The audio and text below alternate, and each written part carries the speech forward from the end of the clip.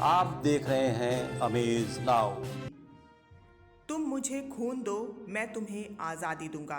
जय हिंद जैसे नारों से आज़ादी की लड़ाई को नई ऊर्जा देने वाले नेताजी सुभाष चंद्र बोस की आज 125वीं जयंती है। नेताजी सुभाष चंद्र बोस भारत के उन महान स्वतंत्रता सेनानियों में शामिल हैं जिनसे आज के दौर का युवा वर्ग प्रेरणा लेता है। भारत सरकार नेताजी के जन्मदिन को आज पराक्रम दिवस के रूप में मना रही है। आज नेताजी की 125वीं जयंती के अवसर पर 125 रुपए के सिक्के को भी जारी करने की घोषणा की गई है। नेताजी सुभाष चंद्र बोस का जन्म 23 जनवरी 1897 को कटक में हुआ था। पिता जानकीनाथ बोस और माता प्रभावती बोस के बेटे सुभाष अपने माता पिता की छठी संतान थे। बचपन से ही पढ़ाई में काफ़ी होशियार सुभाष ने 1902 में अपने स्कूल की पढ़ाई अंग्रेज़ी माध्यम के स्कूल से शुरू की, जो कि उस समय प्रोटेस्टेंट यूरोपियन स्कूल के तौर पर जाना जाता था। ये स्कूल आज भी कटक के मिशन रोड पर मौजूद है। उनकी हाई स्कूल की पढ़ाई कटक के क्रिश्चियन स्कूल में हुई। ये स्कूल भी कटक के जिलाधिकारी कार्यालय के पास मौजूद है। घर के बेहद पास स्कूल होने पर भी नेताजी के पिता जानकीनाथ बोस ने उन्हें स्कूल के हॉस्टल में रखा ताकि वो स्कूल के शिक्षकों से अच्छी तरह से जुड़ सकें और एक आम जिंदगी जीने की प्रेरणा लेते हुए ऊंची सोच रख सकें और उच्च शिक्षा के लिए घर से दूर जाकर भी अपनी पढ़ाई जारी रख सकें।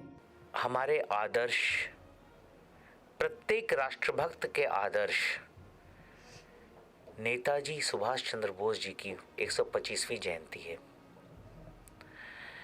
सबसे पहले तो मैं इसके लिए इस जयंती में नेताजी को प्रणाम करते हुए माननीय भारत सरकार को बहुत बहुत धन्यवाद देना चाहता हूँ कि इसको पराक्रम के दिवस के रूप में मनाने के लिए इन्होंने अपने गज़ट में दे दिया। साथ ही साथ हमारे उत्तर प्रदेश के यशस्वी माननीय मुख्यमंत्री योगी आदित्यनाथ जी को मैं बहुत बहुत धन्यवाद देना चाहता हूं कि उन्होंने अपने गज़ट में इसको सार्वजनिक अवकाश की घोषणा कर दी है।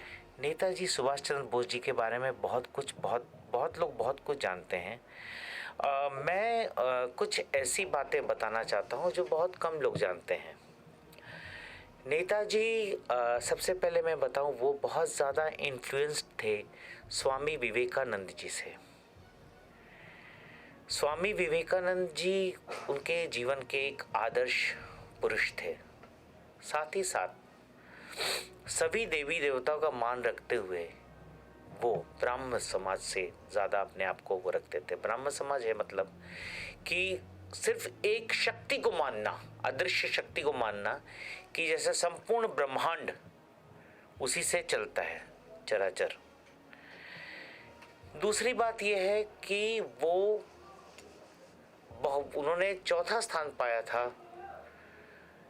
उसमें सिविल सर्विसेज में चौथा स्थान प्राप्त किया था। बहुत कम लोग जानते हैं, लेकिन जलियांवाला बाग की घटना से वो इतना आहत हुए कि उन्होंने अपनी नौकरी छोड़ के और हमारे देश की सेवा में अपने आप को एकदम झोंक दिए। साथ ही साथ वो ही एकमात्र ऐसे राष्ट्रभक्त पुरुष थे जो अंग्रेजी सरकार के समानांतर अपनी सरकार चलाए थे, बिल्कुल जिससे अंग्रेज कांप गए थे।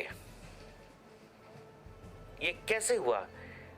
ये इसलिए हुआ क्योंकि वो अपने इरादों पे दृढ़ निश्चय के एकदम पक्के थे। वो नेताजी ने स्कूली शिक्षा के दौरान ही देश को अंग्रेजों से आज़ाद कराने का संकल्प लिया और देश के दिग्गज स्वतंत्रता सेनानियों की जिंदगी से प्रेरणा लेकर आज़ादी की लड़ाई में खुद को शामिल कर लिया। नेताजी देश को अंग्रेजों से मुक्त कराने के लिए दूसरों से अलग सोच रखते थे। उन्होंने अपने बलबूते पर देश के युवाओं को आज़ादी की लड़ाई में शामिल करते हुए आज़ाद हिंद फौज का गठन किया। तुम मुझे खून दो, मैं तुम्हें आज़ादी दूंगा जैसे नारों से युवाओं में जोश भर देने वाले नेताजी सुभाष चंद्र बोस का आज 125वीं जयंती है, जिसे पूरा देश हर्षोल्लास के साथ मना रहा है। केंद्र सरकार ने भी नेताजी सुभाष चंद्र बोस की जयंती को पराक्रम दिवस मनाने की घोषणा की है। वीडियो जर्नलिस्ट सुनील पटेल के साथ सिद्धार्थ श्रीवास्तव, अमेज नाउ, गोरखपुर। देश को स्वतंत्र कराने में उनके अविस्मरणीय योगदान को हमारा देश हमेशा याद रखेगा।